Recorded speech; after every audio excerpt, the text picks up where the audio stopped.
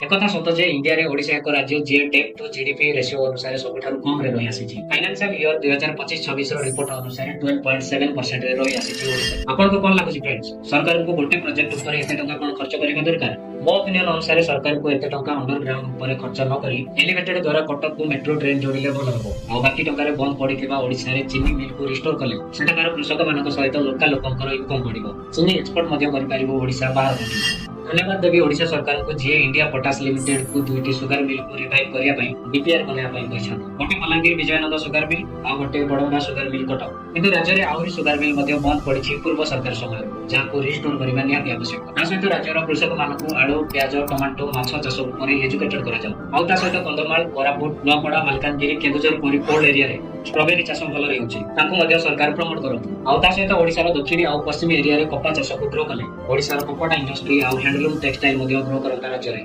जहाँ पाई कि राज्यर युवपीढ़ी तमिलनाडु कर्नाटक आंध्र प्रदेश महाराष्ट्र को न जाई निज राज्य रे रोजगार पाई पारते जे लोक माने ओडिसा रो जीडीपी को बूस्ट करबार मध्य सहायता करिवे।